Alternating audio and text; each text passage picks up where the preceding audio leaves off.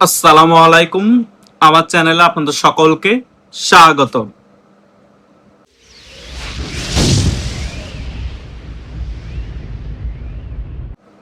আওয়ামী লীগকে নিয়ে বিএনপি সরকারের কাছে কিছু গোয়েন্দা তথ্য গিয়েছে এবং আওয়ামী লীগ নিয়ে এই বিএনপি সরকারও ভিতরগত কিছু জরিপ করেছে এবং গোয়েন্দারাও সে সকল বিষয় নিয়ে অনেক গুরুত্বপূর্ণ তথ্য দিয়েছে। এই বিষয়গুলো নিয়ে আমি গতকালকে একটি আংশিক আলোচনা করেছিলাম, কিন্তু আজকে আরো কিছু গুরুত্বপূর্ণ বিষয় নিয়ে একটি ক্লিয়ারলি আলোচনা করব। আশা করছি আপনারা শেষ পর্যন্ত ভিডিওটি দেখবেন, সকল বিষয় একেবারে ক্লিয়ার হয়ে যাবেন। প্রথমত, আওয়ামী লীগের যে এখন জনপ্রিয়তা অনেক বেশি বেড়ে গিয়েছে আমরা সকলেই অবগত আছি, এবং গতকালকে আমি ভিডিও করে বলেছিলাম ৬৭% মানুষ যে আওয়ামী লীগকে বাংলাদেশের রাজনীতিতে ফিরে আসুক চাই এবং শেখ হাসিনা যাতে বাংলাদেশে ফিরে আসুক, এই সকল বিষয়ে একটি জরিপ করা হয়েছে এবং সেই জরিপে ৬৭% মানুষ আওয়ামী লীগের পক্ষে কথা বলেছে। সেই বিষয়েও গোয়েন্দা সংস্থারা বিএনপি সরকারকে রিপোর্ট করেছে।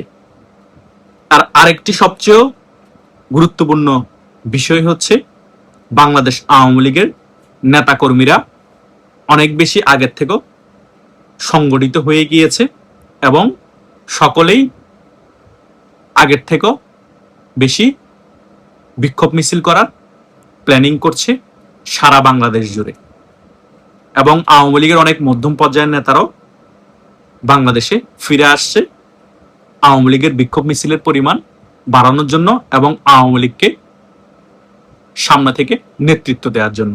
এই সকল বিষয়ে গোয়েন্দারা বিএনপি সরকারকে রিপোর্ট করেছে। এই বিষয়গুলো রিপোর্ট হাতে পাওয়ার পরে বিএনপি সরকার অনেক বেশি সিরিয়াস হয়ে গিয়েছে। তারই পরিপ্রেক্ষিতে গত একদিন আগে বর্তমান স্বরাষ্ট্রমন্ত্রী সালাউদ্দিন সাহেব বক্তব্য দিয়েছে আওয়ামী লীগকে সংগঠন হিসেবে বিচার করা হবে আদালতের মাধ্যমে। এই কথাগুলো এবং এই বক্তব্যগুলো কিন্তু এমনি এমনি আসে না। তাদের মনে ভয় কাজ করছে যে আওয়ামী লীগকে কার্যক্রম নিষিদ্ধ করে রেখেও কোনোভাবেই দমিয়ে রাখতে পারছি না, কোণঠাসা করে রাখতে পারছি না। আওয়ামী লীগের নেতা কর্মীরা সংগঠিত হচ্ছে অলরেডি, আগামীতে যাতে আরো বেশি বিক্ষোভ মিছিল করতে পারে। আওয়ামী লীগের অনেক মধ্যম পর্যায়ের নেতারাও দেশে ফিরে আসছে এবং নেতৃত্ব দিচ্ছে। তার প্রমাণ কিন্তু 2 দিন আগে গাজীপুরের ছাত্রলীগের সাধারণ সম্পাদক নাসির মুরল তার নেতৃত্বে একটি বিশাল বড় বিক্ষোভ মিছিল করে দেখিয়ে দিয়েছে। এই সার্বিক পরিস্থিতি নিয়েই গোয়েন্দাদের রিপোর্ট বিএনপিকে ভয় ধরিয়ে দিয়েছে। এতদিন শুধু জামাত এবং এনসিপির হাঁটু কাঁপাকাঁপি চলতো, এখন বিএনপিরও হাঁটু কাঁপাকাঁপি শুরু হয়ে গিয়েছে। তারা যতই নর্মালি তাদের নেতারা বিভিন্ন প্রোগ্রামে গিয়ে বক্তব্য দেখ আওয়ামী লীগ শেষ, আওয়ামী লীগ আর রাজনীতি করতে পারবে না, আওয়ামী লীগকে সংগঠন হিসেবে নিষিদ্ধ করা হবে, এগুলা ভয়ে বলছে। আর এগুলো হচ্ছে রাজনৈতিক বক্তব্য। আমি আপনাদেরকে বলেছিলাম না, যতই এই ধরনের বক্তব্য আসবে, যতই আওয়ামী লীগ ভেনিশ হয়ে গিয়েছে, আওয়ামী লীগ রাজনীতি করতে পারবে না, এই ধরনের বক্তব্য দিবে, ততই মনে করবেন আওয়ামী লীগ শক্তিশালী হচ্ছে, আওয়ামী লীগের রাজনীতিতে ফিরে আসা সন্নিকটে এবং শেখ হাসিনা তত তাড়াতাড়ি বাংলাদেশে ফিরে আসছে। কারণ যতই আপনার শক্তি বাড়বে ততই তারা আওয়ামী লীগকে দুর্বল দেখানোর চেষ্টা করবে রাজনৈতিক বক্তব্যের মাধ্যমে। আর বাংলাদেশের গোয়েন্দারা যে রিপোর্টটা দিয়েছে সেটা তো আর 100% রাইট না হলো মিথ্যা তো না, অন্তত 80 থেকে 90% সত্য। আওয়ামী লীগের যে জনপ্রিয়তা বেড়েছে এটাও সত্য। বাংলাদেশের 67 থেকে 70% বলেন, 70 থেকে 80% মানুষ বাংলাদেশ আওয়ামী লীগকে বাংলাদেশের রাজনীতিতে চাই, সেটাও সত্য। কারণ বাংলাদেশের মানুষ বুঝতে পেরেছে বাংলাদেশে এখন রাজনৈতিক ব্যালেন্স নষ্ট হয়ে গিয়েছে, একতরফা রাজনীতি চলছে। সেই কারণে বাংলাদেশে এখন বিভিন্ন ধরনের গুম, হত্যা, খুন বেড়ে গিয়েছে, চাঁদাবাজি বেড়ে গিয়েছে, ছেলে মেয়েরা রাস্তাঘাটে চলাফেরা নিরাপদ না, চিন্তায় বেড়ে গিয়েছে, ধর্ষণ বেড়ে গিয়েছে। বাংলাদেশ আওয়ামী লীগ যদি আবার রাজনীতিতে ফিরে আসে, একটা রাজনৈতিক ব্যালেন্স তৈরি হবে, তখন বিএনপি, জামাত, এনসিপির এরা সন্ত্রাসী যারা আছে একতরফা যে অপকর্ম করে যাচ্ছে সেটা করতে ভয় পাবে এবং পুলিশও মোটামুটি একটা ভরসা পাবে। পুলিশ তখন যারা মেইন অপরাধী তাদেরকে ধরতে পারবে। এখন পুলিশকে একটা কাজ দিয়ে দেওয়া হয়েছে, সেই কাজটা কি? শুধু আওয়ামী লীগ ধরো, আওয়ামী লীগ নিধন করো, আওয়ামী লীগকে কোণঠাসা রাখায় ব্যস্ত থাকো। পুলিশ সেদিকে ব্যস্ত থাকতে থাকতে এই বিএনপি জামাত এনসিপির অপরাধীরা সকল ধরনের অপরাধ বাংলাদেশে করে যাচ্ছে। দর্শন করছে, খুন করছে, গুম করছে, মাদ্রাসার ছাত্র বলাৎকার করছে, টেন্ডারবাজি নিয়ে খুনাখুনি করছে, চাঁদাবাজি করছে, সকল ধরনের অপকর্ম করছে। জনগণও কোনো কথা বলতে পারছে না, কারণ একটা রাজনৈতিক শক্তি এখন স্টপ হয়ে আছে বাংলাদেশের রাজনীতিতে। কার কাছে যাবে? যাদের কাছে যাবে তারাই তো এখন সরকারি দল, বিএনপি জামাত এনসিপি, তারাই মামু ভাগ্নেরা দেশ চালাচ্ছে। আর পুলিশ তো এখন বিএনপি জামাত এনসিপির ভয়ে কোনো কথাই বলতে পারে না। তাদের অপরাধীদেরকে তো ধরাই দূর কি বাদ, এখন শুধু আওয়ামী লীগকে ধরা নিয়ে এই পুলিশ প্রশাসনকে বিজি রেখেছে। সো ওভারঅল বিষয়গুলো যদি চিন্তা করেন, বাংলাদেশের রাজনীতি এখন সম্পূর্ণরূপে ঘোলাটে। বিএনপি জামাত এবং এনসিপি মনে ভয় ঢুকে গিয়েছে। তারা এখন আওয়ামী লীগকে একেবারে কোণঠাসা করার জন্য যে কোনো মুহূর্তে যে কোনো বড় ডিসিশন নিয়ে ফেলবে। এখন আওয়ামী লীগের একটা বিষয়কে জনসম্মুখে নিয়ে আসার জন্য এবং আওয়ামী লীগকে আবার সন্ত্রাসী সংগঠন বানানোর জন্য এই এনসিপি একটা প্ল্যানও করে ফেলেছিল। এই 16 জুলাই তারা আবার গোপালগঞ্জে পদযাত্রা করবে, যাতে এখানে একটা ক্ল্যাশ হয়, আবার আওয়ামী লীগের সন্ত্রাসী সংগঠন ট্যাগ লাগাতে পারে, আবার এই সকল বিষয়কে কেন্দ্র করে তারা আবার রাজনীতি করতে পারে। কিন্তু সেনাবাহিনী এবার তাদেরকে প্রোটোকল দিবে না, মোটামুটি ক্লিয়ার করে দিয়েছে। এখন তারা কনফিউশনে পড়ে গিয়েছে যে তারা মেইন যে প্ল্যানিংটা করেছিল গোপালগঞ্জে পদযাত্রা করবে, আবার একটা উত্তেজনা তৈরি করবে, আবার আওয়ামী লীগকে সন্ত্রাসী সংগঠন দেখাবে, আবার ট্যাগিং এর রাজনীতি করবে, আবার মোটামুটি আওয়ামী লীগকে এই সকল বিষয় নিয়ে সারা বাংলাদেশ জুড়ে আবার আওয়ামী লীগের উপর স্ট্রিমগুলো চালাবে।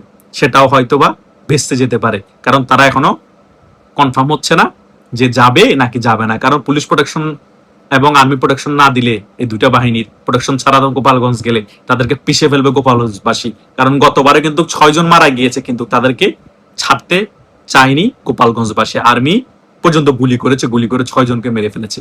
তো প্রত্যেকবার তো আর্মি এদেরকে বাঁচাতে গুলি করবে না, এখন তার ডক্টর ইউনূস সরকার নাই।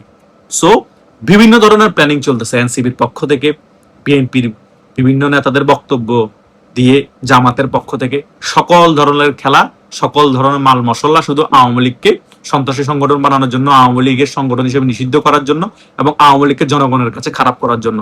কিন্তু বাংলাদেশের জনগণ বুঝে গিয়েছে বিএনপি জামাত এনসিপি যতই খেলা খেলবে সকল কিছু তাদের প্ল্যানিং এর অংশ, আওয়ামী লীগকে খারাপ বানানোর জন্য।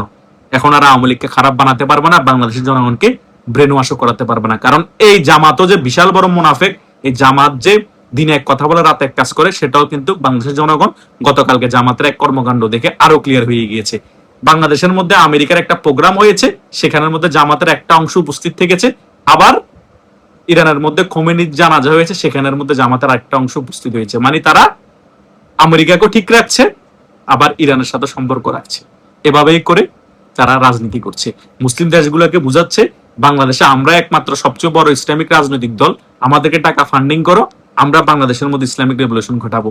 এবং আমেরিকাকে বুঝাচ্ছে আওয়ামী লীগ হচ্ছে ভারতপন্থী দল, আমাদেরকে তোমরা সমর্থন করো, আমরা একেবারে তোমাদের পা চাটবো, তোমাদের সকল স্বার্থ বিএনপি আর আমরা মিলে সকল কিছু পূরণ করব। দেখেন, যে জায়গায় যে রাজনীতি করা প্রয়োজন, যখন যার পা চাটা প্রয়োজন, জামাত চাচ্ছে এবং এমপি এই এনসিপি কে দিয়ে যা যা করা প্রয়োজন আওয়ামী লীগকে কালার করার জন্য সকল কিছু এনসিপি কে দিয়ে করাচ্ছে।